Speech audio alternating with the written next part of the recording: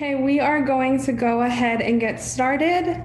My name is Andrea Varela, and I am the Community Outreach Coordinator for Rural Arizona Engagement.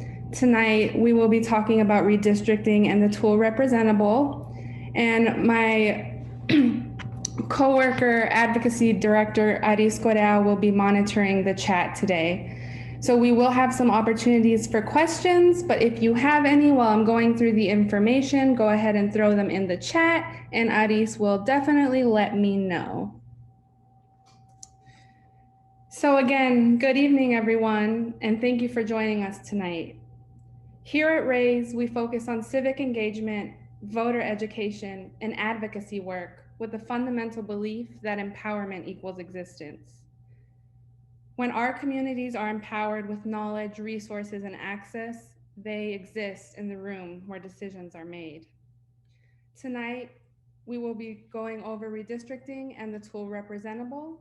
And with that, we are going to go ahead and get started. Welcome, everyone.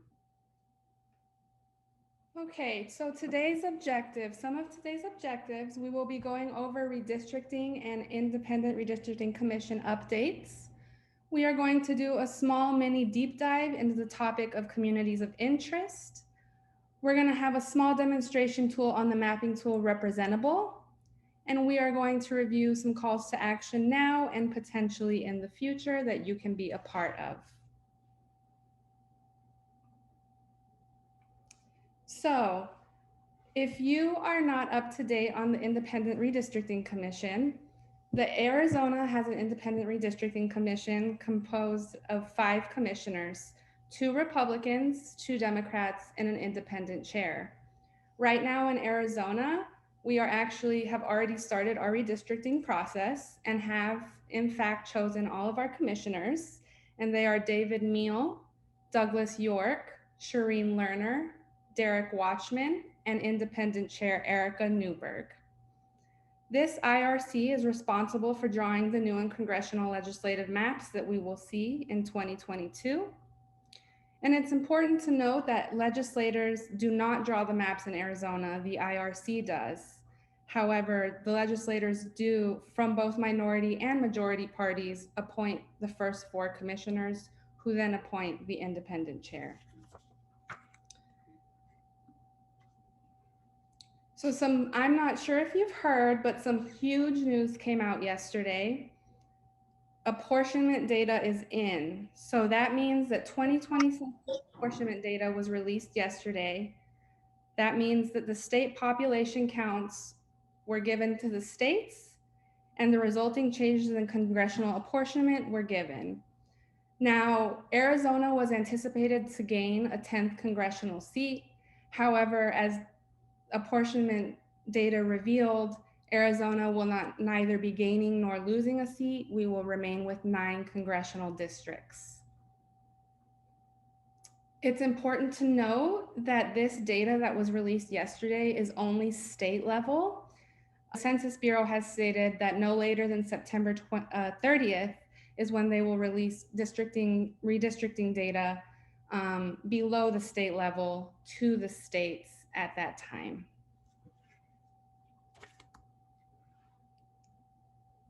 So as I said, we are in the middle of our redistricting process. The maps have not begun to be drawn, but the IRC is conducting meetings weekly, which are called business meetings. Currently, they're working to build up their staff. So some names to remember would be Brian Schmidt, their executive director. They just hired Valerie Newman for executive assistant. They appointed legal co-counsel Ballard Spar and Snellen Wilmer. And mapping consultants are actually to be determined next week at their Tuesday meeting. They will also be hiring and looking into a public information officer, a deputy director, and IT support. While the executive director does make final recommendations regarding these hires to the commissioners continue to exercise oversight on their hiring decisions. Some other important updates and what the next few months look like. So Chairwoman Newberg has stated that the ideal date for Arizona to have finalized maps is January 2nd of 2022. She has stated that this will help facilitate the Secretary of State's work for the next election cycle. So that's why she picked January 2nd. As I stated, redistricting data will be released to the states no later than September 30th. And at that time is when they can start drawing the draft maps. This earlier release of census data means that earlier public hearings could be held as early as late May and early June. And a little later in the presentation, I'll explain a little bit of what a public hearing might look like.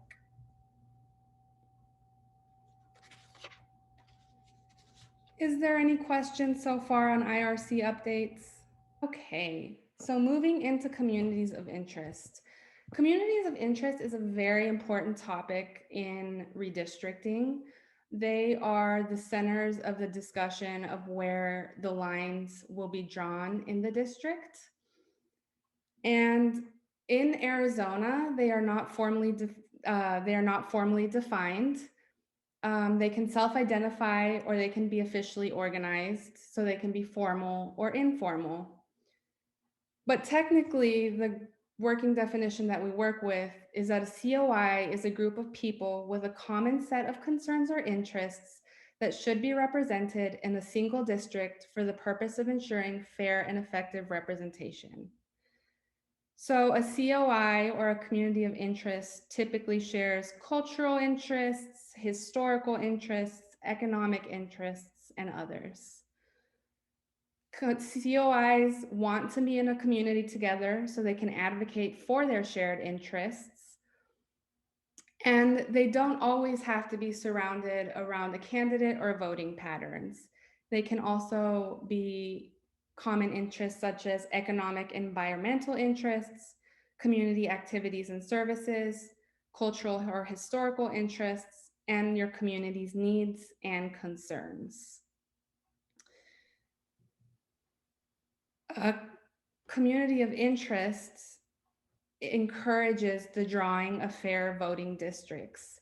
So by putting input into what your community of interest is, by learning to draw a map like we will later, is how we put in input to define where those lines are really drawn and to define where the communities are really at. Hey, Drea. I just wanted to highlight, we did have one question that popped into the chat here. I'll just read it off to you real quick. Please. From Kevin Brown.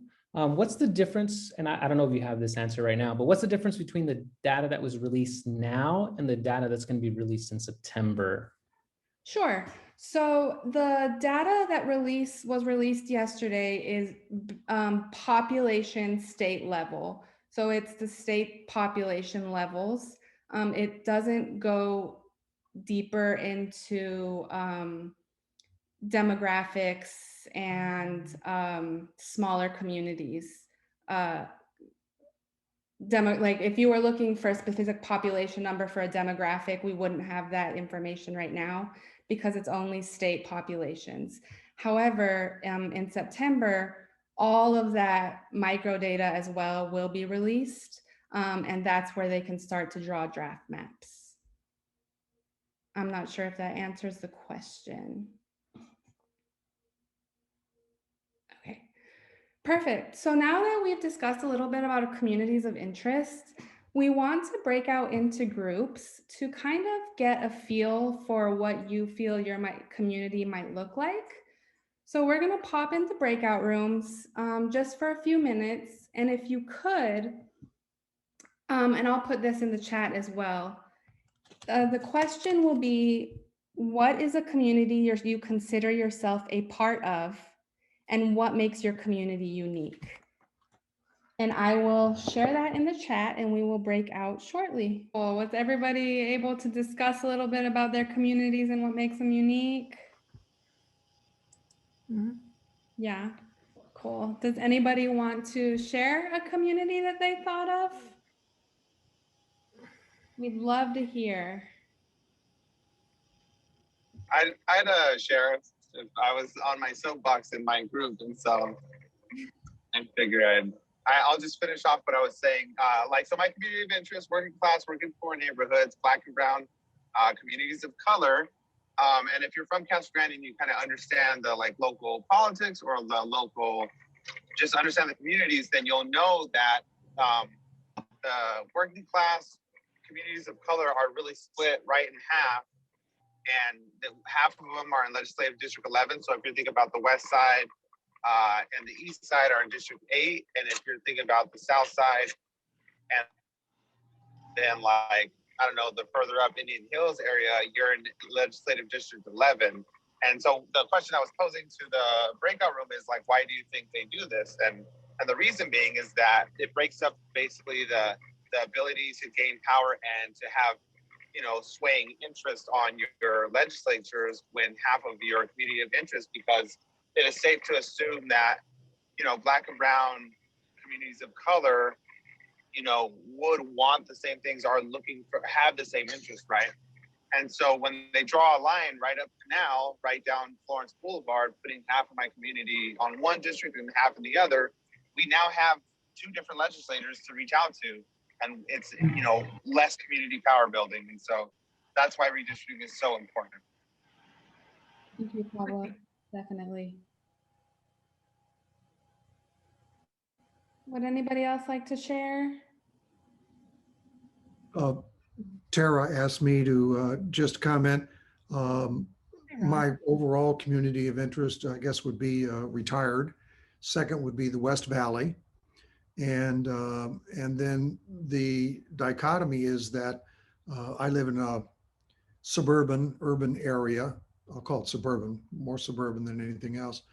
And yet our district, congressional district, is divided with a, to the west, a very rural economy and population and things like that. So it's interesting to me that with the congressional district drawn the way it is, we have these two interests that could be competing or could be, come together to create something, really unique.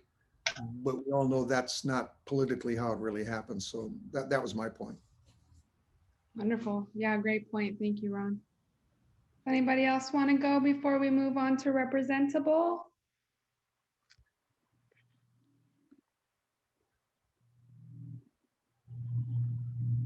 My group that I live in a low income migrant community. So one of the big things here is that we all have really good communication. We all kind of know each other without really being super close friends.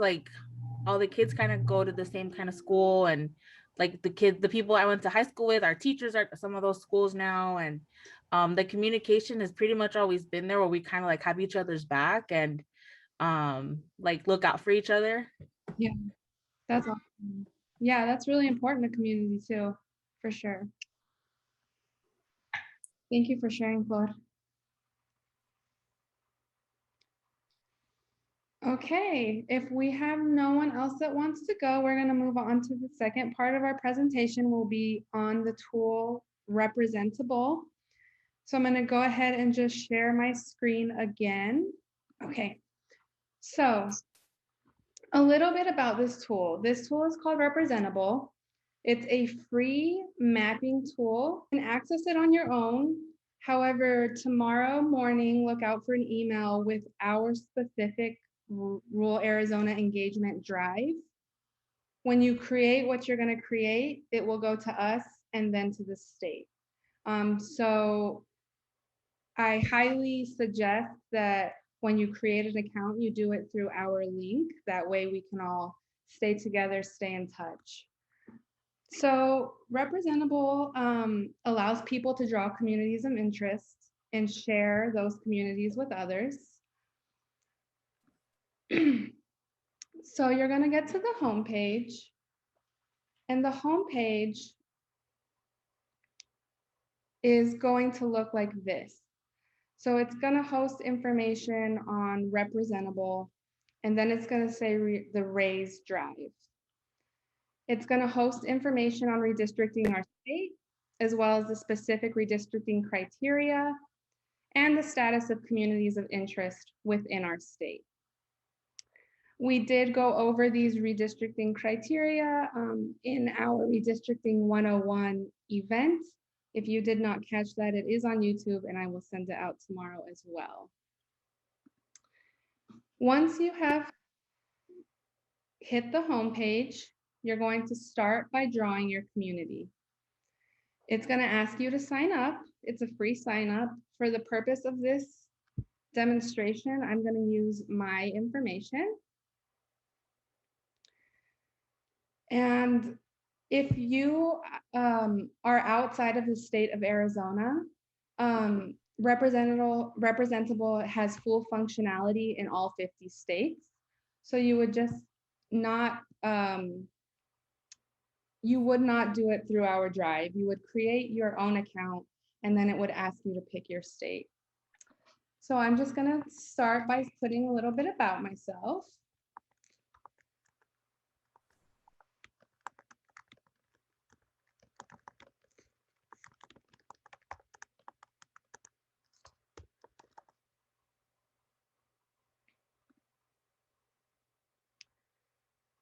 Next comes the page that explains a little bit about the community interests and what they could entail. It can include your neighborhood or an area you live in, the people you would like to choose representatives with, a local group that is brought together by a common interests, and they can share geographic areas, cultural interests, historical interests, and economic interests, as we explained. So once you review a little bit about this information, it will take you to a survey. The survey is going to break down what your community entails and what features bind your community. So for the purpose of this demonstration, I created the community, a community that I would consider myself a part of, just a generic community. I chose the city of Casa Grande. So here, the first thing it's going to ask is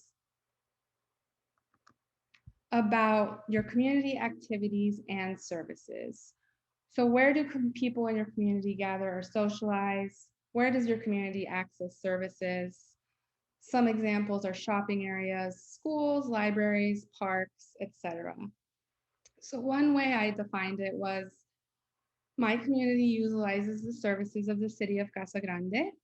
This includes parks and recreation, the public libraries, schools, and public transport. My community accesses these services daily across the state. These services and activities are essential as it is a rural community and people cannot easily access metro services. The next section will ask about cultural and historical interests. Again, it asks you some guiding questions that are very helpful. So what are the cultural bonds in your community? If your community has a shared history, what is it? I know Pablo was talking about his communities and Flor was talking about hers, and about the culture and the importance of the culture and the relationships. So that might go in this area. Again, I chose to include myself in the BIPOC population of Casa Grande. Even though we come from different backgrounds and different cultures, we face the common hardship of at times being underrepresented in government. So that's just a little bit about my cultural interests in my community. Next, it'll ask you the economic interests of your community. And again, it gives you guiding questions that are super helpful. I used the guiding questions as I completed my map. So where are residents employed? If there are environmental concerns in your community, what are they? My community is in rural Arizona. So agriculture and manufacturing are two very important industries here. Not only do populations depend a lot on these industries for work, there are major distribution plants in this area, and that is a big part of the economic interests of Casa Grande. Now, community needs and concerns is a very important section. You don't have to fill out all 4 of these questions. You only have to fill out one of the categories to continue. And this is a very important one because this is what's going to ask about your districts now, how you feel about how the lines are drawn, what are the needs of your community, and it breaks it down for the map makers. So for me, as Pablo was saying, he is from Casa Grande, and we are split into 2 legislative districts, District 8 and District 11. I do not feel this community should be split. The BIPOC community of Casa Grande spans across the entire city. However, the interests and uses of services are very similar. My community needs to be together in one district to ensure fair, equitable, and proportional representation. Now, these are just generic answers that you can come up with. I hope that the breakout rooms kind of got you thinking about your own community so you can go ahead and go into Representable and do this as well. I'm sorry, Drea. We had a question in the chat. I just wanted to highlight it real quick, and maybe you can give us a little bit of info. Right here, we had Maria ask, when you say the maps on your drive goes to the state, what does that mean exactly? It's just a little bit of clarification. Sure. So your map will come to Rural Arizona Engagement. We are part of the One Arizona table in Arizona. So our maps will go to them and they will submit them to the IRC, so to the state, as public input.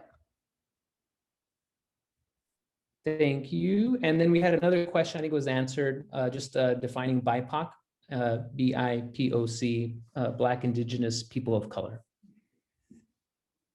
Mm-hmm.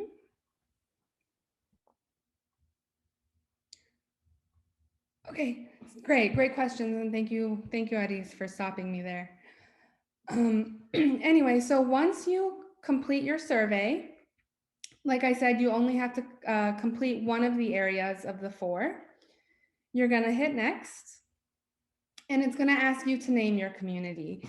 Now, this doesn't have to be like, as I chose the city of Casa Grande, I don't have to name it the city of Casa Grande. I can name it anything I want. But for the purposes of this demonstration, I will name it the city of Casa Grande. Continue. Now, this is where we get into the map. The units that are used in the map are census blocks. So you can use visible geographic features on your map, or you can search for your own points of interest.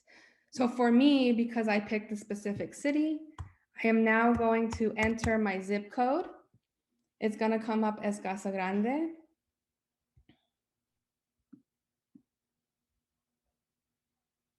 And as you can see, now we have a map of Casa Grande here.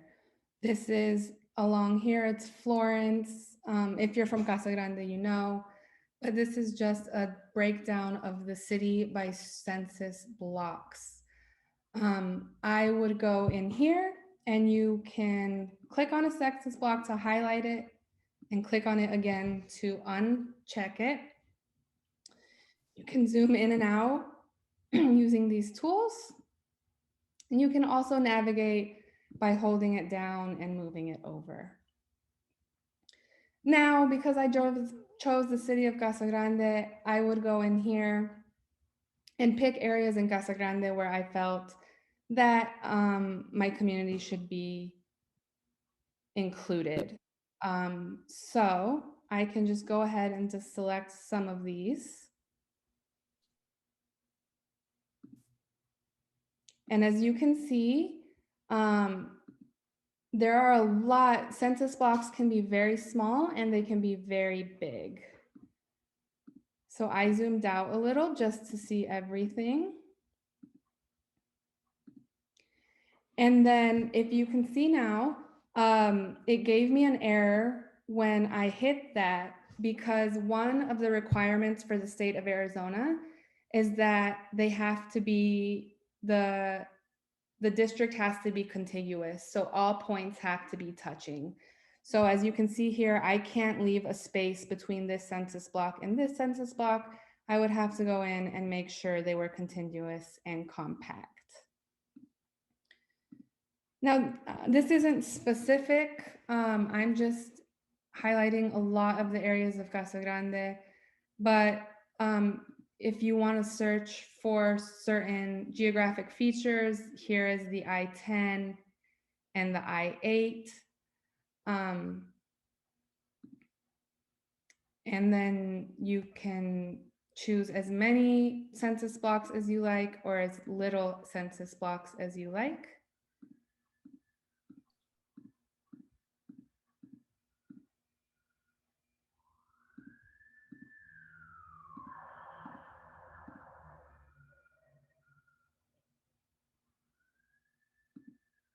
Okay, so once you have selected a map that you like, make sure that it includes all of the areas that you want in your map. You're going to save your map. And it's going to bring you to the terms of use page.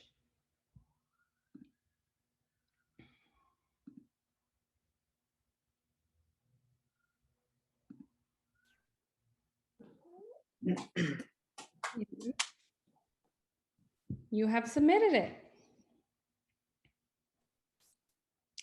Now, as you can see, it has emailed me an email with a PDF file. You can download the PDF straight from your email. And you can have a copy of your community of interest and your map. And it is compatible with mapping software if you do have that. And then it also gives you an option if you didn't receive your email for them to resend it. I want to say it's really cool that they send you the map, and I think the idea is whenever people wanted to start doing some kind of public testimony, you at least have kind of a picture of what you think your community of interest is. So that's really cool. So for example, if they start drawing the lines and you feel like it cuts right across, you can at least go in informed about what's going on and make your case or talk to the IRC and show them what you feel is your community of interest and why you want to keep it together. So I just wanted to highlight that. It's pretty cool. Definitely. And the internet was working a little slow, but after you close out of that, you can also download the PDF straight from your browser. So you would hit PDF, and it will include, as this says, the community information that you listed in the survey and the map that you drew. If for a reason you want to draw a map a different way, maybe in a week you see it a little bit differently, you would have to go to your account and your community would pop up along with the map that you drew. You would delete the community and you would submit another one. Unfortunately, you aren't allowed to submit more than one community named the same. So make sure that you contain everything that you want in your map and everything that you want reflected in your one submission. And I think you can submit again, right? Like if you feel like you made a mistake, you can go in there and draw, right? Yeah, you just have to delete the one that you had initially created. And then we did have another question, and I don't know the answer to this one. Kevin Brown asked, does it send the map we draw to the redistricting committee directly, or do we know?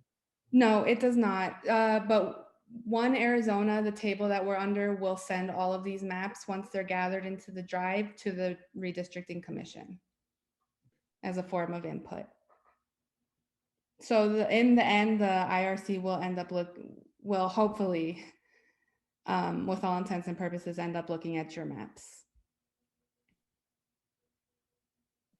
Well, I'm going to stop my sharing there. And we had another question, maybe you saw it. We have a question from Maria. Does the One Arizona table review maps? Will they assist communities in getting meetings. I think maybe she's asking like, is anybody from the table, and I know we're part of the table, will be assisting communities actually get to do those public testimonies, I believe is kind of what she's asking. Yeah, so as Aris was saying, we are part of One Arizona. So a lot of the work that we are doing with redistricting will involve the public. So when public testimony, and there's one more slide on the presentation, but as public hearings get closer and as public testimony gets closer, RAZE as a organization will be preparing people, and feel free to reach out to us if you need additional support with this mapping tool, or if you just have any questions in general. Please feel free to reach out to us, because a big part of our job is going to be to help you testify and present your communities of interest to the commission, so they can have your input and understand what's really important to all Arizonans. We had another really quick question. Is there a way to overlay my map with an existing district? Not sure. I actually am not sure. I don't believe so, because earlier I was trying to work a little on that. I think you would have to look up your district's map now and see kind of the features that divide your map, and then overlay that onto a Representable. But I will look into that and get back to you, Sue Ellen.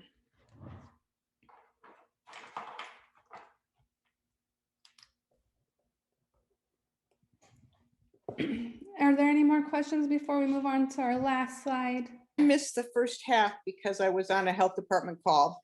And is that going to be something I can recover? What you talked about between 6 and 6:30. Oh, yes, I'm sorry. This video and the training will be up on YouTube by Friday afternoon. Okay. I will send our YouTube channel out in that email that will go out in the morning as well. All right. Thank you. Yeah, thank you. And the presentation will be going out as well.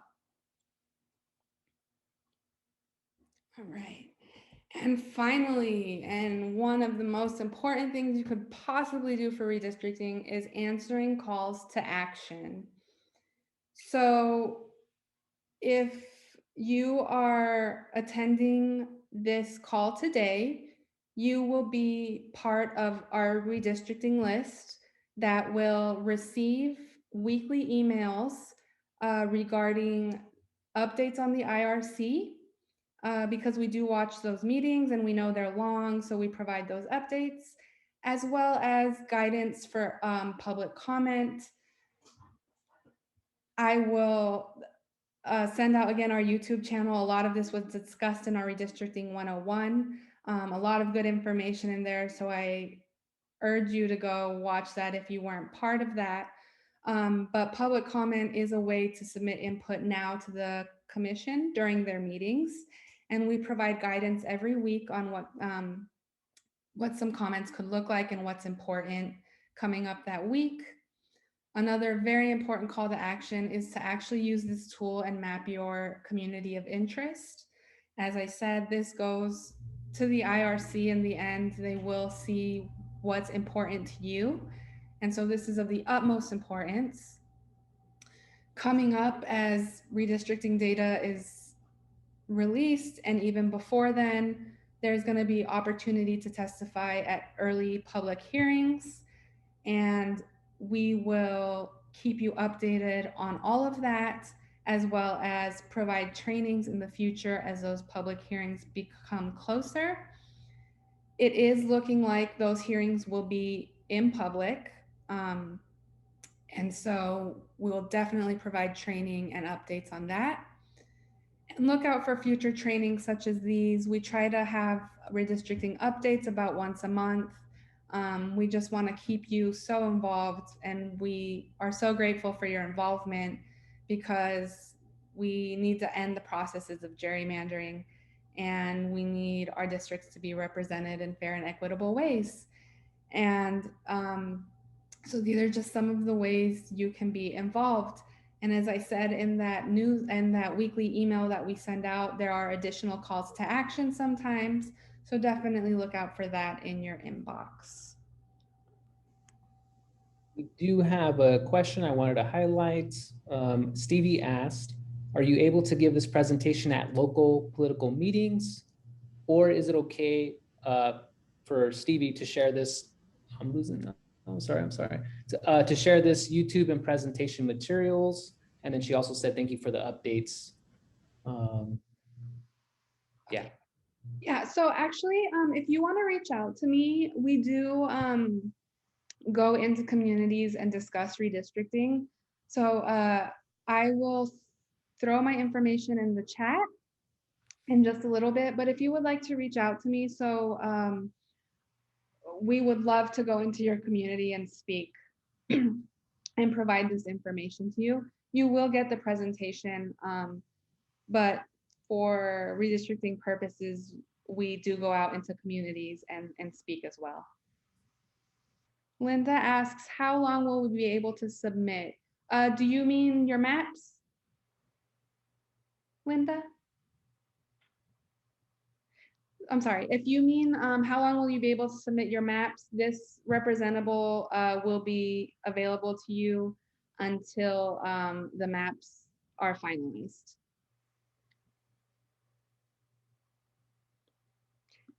And again, our link to our drive will go out in a thank you email in the morning, as well as the presentation, our YouTube, and that information that will come out weekly for you for redistricting.